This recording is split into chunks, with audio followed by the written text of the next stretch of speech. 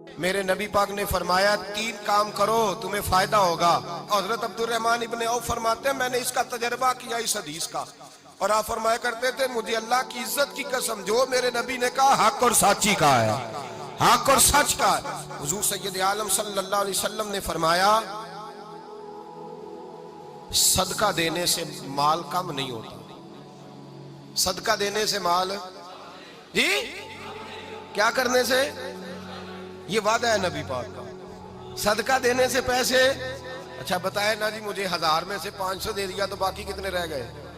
تو حضور فرما رہے ہیں کم نہیں ہوتے. 1000 دے دیا تو باقی کتنا بچا؟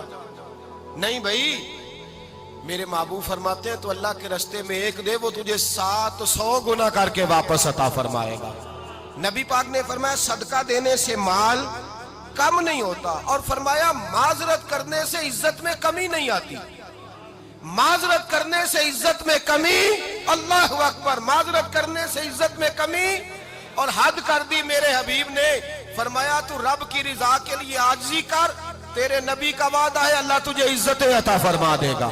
تو جھک جا اللہ کی رضا, عاجزی اختیار کر, سادگی اختیار کر, سادگی عاجزی کر, تجھے اللہ 2 باتیں اس میں ارشاد, ایک معذرت کر غلطی ہو جائے, اور دوسرا پہلے عاجزی کی بات سنے.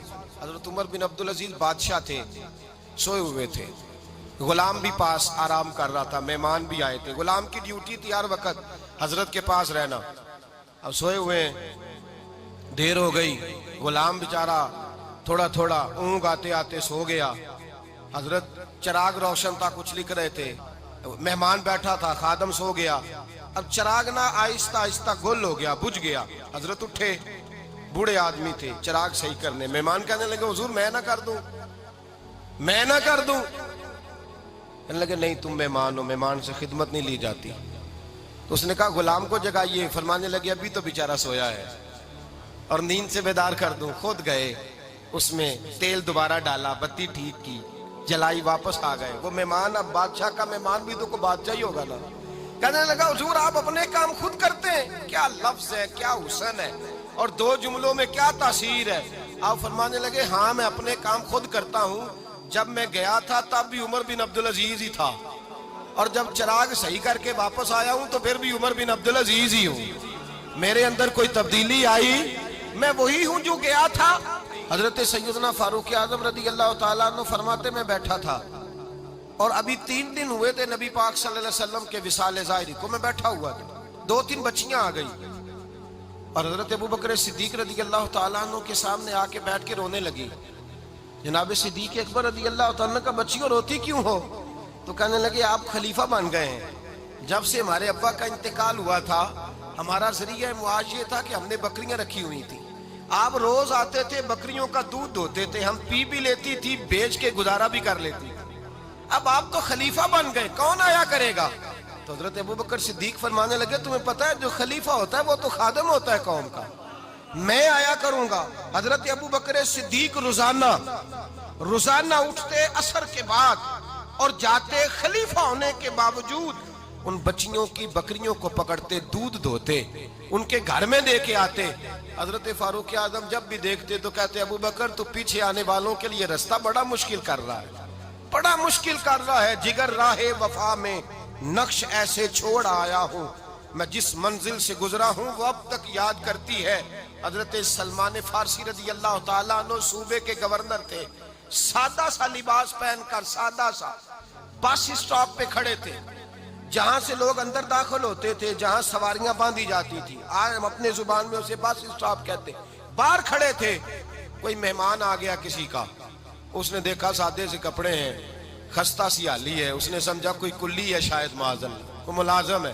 کہنے لگا خادم ادھر آؤ, ادھر آؤ. آپ قریب گئے, کہنے لگے میرا سامان اٹھاؤ. امام غزالی فرماتے ہیں جب تو علم پڑھنے بیٹھتا ہے تو یہ بھی خیال کرنا تیرے اندر تکبر کا بوٹا نہ لگ جائے, عاجزی اختیار کرنا. عاجزی, سر پہ رکھا ہوا ہے سامان. حضرت سلمان فارسی نے, گورنر صاحب نے, اس آدمی کا, مہمان کا سر پہ سامان رکھا اور جا رہے. سنو اور غور کرو. جب جا رہے تھے جو آدمی بھی ملتا, گورنر صاحب ہمیں دے دے. مہمان پریشان ہو گئے, کہنے لگے حضور آپ گورنر ہیں؟ فرمانے لگے نہیں, یہ تو میرا دنیا داری کا نام ہے جو ان لوگوں نے رکھا ہوا ہے، اصل میرا نام وہی ہے جو تو نے لے کے پکارا ہے، اصل نام وہی ہے۔ تو نے کہا غلام ادھر آ، آپ فرمانے لگے پہلے میں ایک یہودی کا غلام تھا، پھر رب تعالیٰ نے فضل کیا تو میں محمد عربی کا غلام ہو گیا، رسول اللہ کا غلام ہوں، اور جب میں نبی پاک کا غلام ہوا ہوں تو اس سارے صوبے کا امام ہو گیا ہوں، تو اصل تو میں غلام ہی ہوا نا۔ دوسرا میرے نبی پاک صلی اللہ علیہ وسلم نے ایک تو عاجزی سے عزت ملتی ہے، تکبر سے عزت، وہ جو بندہ جھجکتا ہے نا تیرے نیڑے جانے سے، تو کہتا ہے میری بڑی عزت کرتا ہے، وہ عزت نہیں کرتا۔ شیر کی عزت ہوتی ہے کہ خوف ہوتا ہے؟ بولے نا تو نہیں نہ ڈر لگتا ہو، دیکھو شیر کا کیا ہوتا ہے؟ خوف، اس کی عزت نہیں ہوتی۔ تو درندہ ہے، درندوں کی بھی کبھی عزت ہوتی ہے؟ تو جو آدمی ڈنڈے کے زور پر لٹکا کے ڈنڈا اور وہ لوگوں سے عزت کرا رہا، تو بھائی یہ تیری عزت نہیں ہے، تیرا خوف ہے۔ عزت عاجزی میں ہے، انکساری میں ہے۔ اور دوسرا میرے نبی پاک صلی اللہ علیہ وسلم نے فرمایا عزت معاف کرنے میں ہے۔ عزت کس چیز میں ہے؟ بدلہ لینے میں عزت، یہ حقائق ہے۔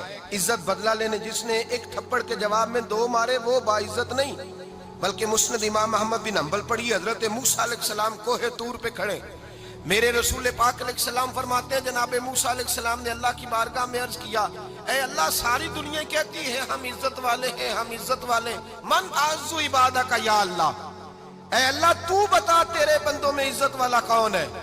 تو حضرت موسیٰ کہتے ہیں رب کریم نے فرمایا اذا قادر غفارا، جس کے پاس بدلہ لینے کی طاقت ہو پھر بھی معاف کر دے وہ بڑی عزت والا ہوا کرتا ہے۔ جو اینٹ کے جواب میں پتھر مار سکتا ہو، جو گولی کے جواب کے اندر 15 گولیاں مار سکتا ہو لیکن معاف کر دے وہ بڑی عزت والا ہے۔ عزت والا ہے جو معاف کرے۔ حضرت فخر جہاں دہلوی بہت بڑے درویش تھے، سلسلہ عالیہ چشتیہ کا بہت بڑا نام، اور اس صوفی کے آپ حالات پڑھیں تو رب کریم نے بڑا ہی نوازا ہوا تھا۔ دلی کی جامع مسجد کے خطیب، اور ان کی کرامت یہ تھی کہ جو آدمی آ کے سامنے کھڑا ہوتا تھا نا اسے بتانا نہیں پڑتا تھا کہ میرے دل میں کیا ہے، بتانا نہیں پڑتا تھا۔ سامنے آ کے کھڑا ہوتا تھا تو حضرت ہاتھ اٹھاتے تھے، کہتے تھے اللہ یہ بے اولاد ہے اسے اولاد عطا کر دے۔ دوسرا آ کے کھڑا ہوا، خوشی نہیں ہو رہی آپ کو؟ دوسرا آدمی کھڑا ہوا، دوسرا آدمی، اس نے آ کے کہا دعا کے لیے سامنے کھڑا ہوا تو حضرت کہنے لگے اے اللہ بیمار ہے، وہ کہتا میرے دل میں بات تھی مجھے بتانی نہیں پڑی، اتقوا فراست المؤمن فإنه ينظر بنور اللہ،